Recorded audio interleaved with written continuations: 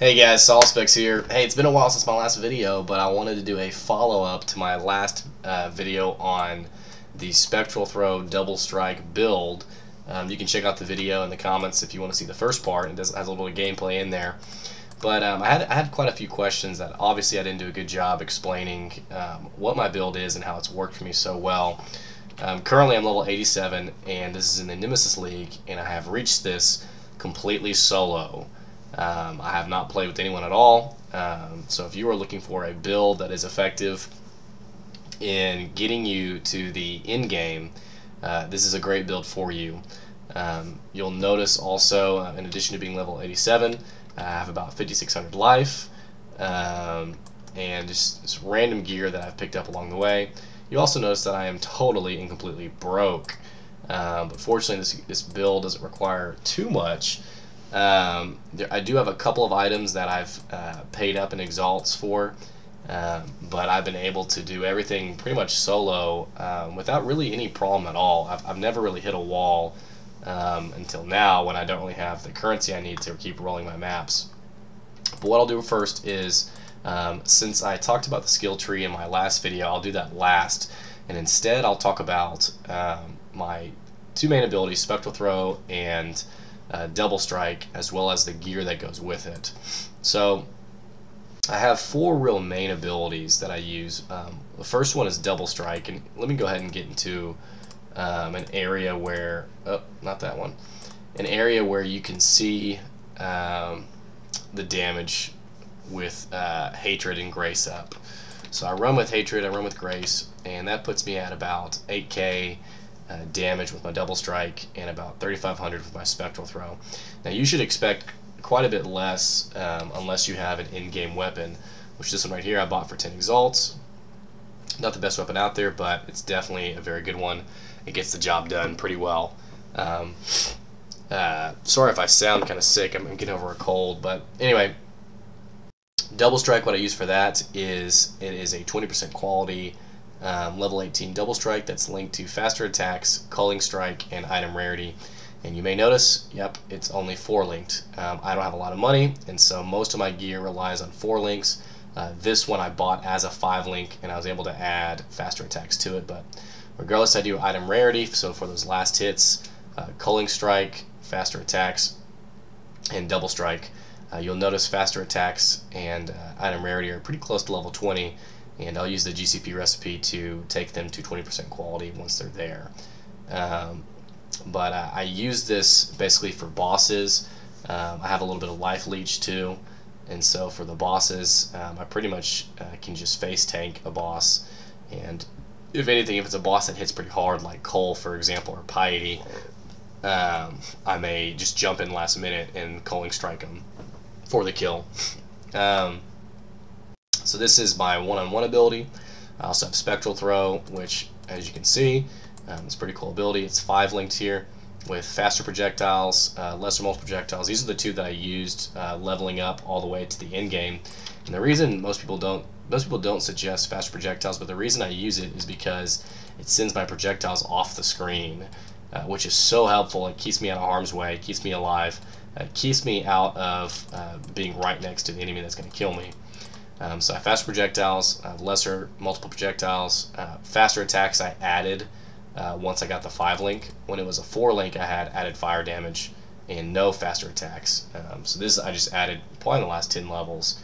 It's helped it quite a bit. I'm leveling in a power gem, nothing really that important.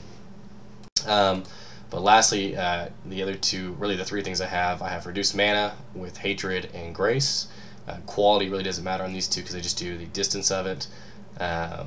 But so Hatred and Grace, as you saw with my Hatred, it added about 2k DPS, so it's pretty helpful. And then I have a level 6 Leap Slam.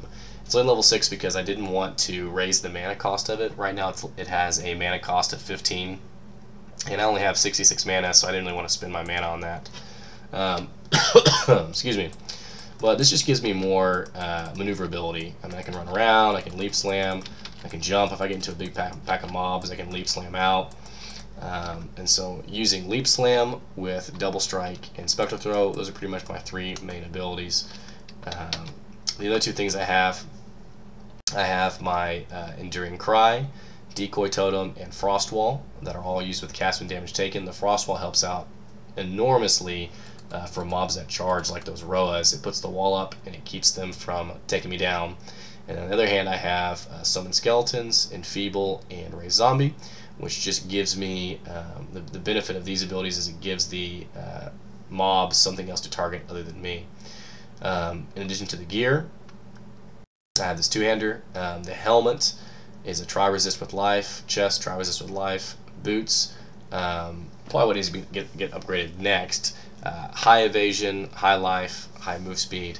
I just picked up my Headhunter's belt, which is just phenomenal, by the way. If you do not have this belt, you need to get it. It's incredible. I'm gonna do a video on it sometime the next week on just showing how awesome it is. And then my gloves, fire and chaos resistance with life and attack speed. Not the best gloves in the world, but definitely very good for Nemesis. Then my rings has really the mana leech is what I use it for, but the elemental resistance is good.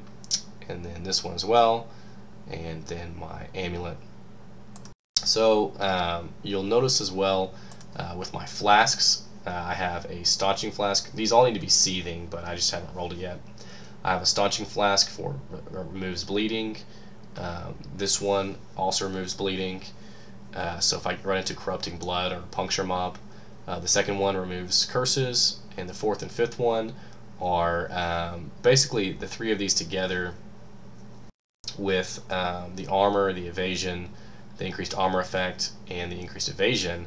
All three of these stack together, and it ends up giving you, I mean, we can look, ends up giving me about, see, 37,000 armor. So pretty helpful, pretty useful. On my own, I have about 9,000 armor, and again, this can go up quite a bit. I have no real armor on my gloves, so I need to get that. The chest is good, the helm is good. The boots are good, so really my next upgrade will be getting some armor on my gloves, but definitely getting some better boots as well. So now that I've talked about that, I'm trying to think of anything else that I need to hit on before I show you some more gameplay. With the skill tree, and I'll put this in the comments, a couple of things you can know. I just picked up my Splitting Strikes, which gave me a great damage boost, and I talked about this in my other video where you really don't need the damage passives until late game. Really, you should go survivability. So I have my life leech, have my iron grip, unwavering stance, iron reflexes, and then I have these life nodes along the way. You'll notice I picked up pretty much every single life node that I can along the way, which helped me out quite a bit earlier today when I almost ripped. I literally, I mean, you could not see my health on here. That's how low I was. Then I made my way up here in the early 80s. I picked up Ballistic Mastery just to give me more projectile speed, make those projectiles go a little farther. And the next thing I'll do is attack speed here all the way up to Harrier, which I'm quite excited about. So real quick, let me show you just how these things work in action. In the last video, I just kind of jumped into an area and started attacking. This one's going to be a lot better in the sense of I'll explain a little bit how everything's working together. So I'm leap slamming around. There's Cole. And see, he hits me for nothing. But notice how my Decoy Totem goes up, which helps out quite a bit. The Frost Wall blocks him off for me if I need to get away. My Skeletons take quite a bit of, I mean, they annoy this guy like nobody's business. And that's pretty much all three of them working together. Here with my Spectral Throw, I mean, I can clean up mobs incredibly quickly. I mean, just went down instantly. But anyway, hopefully that answers all the questions you guys had from the last video. I'm sorry I didn't include it in the first place. That was just me not being good at explaining the guide. But feel free to ask any additional questions you may have. And I'm looking forward to putting up some more gameplay for you guys here in the next couple days. Anyway, thanks for watching, guys, and I will see you later.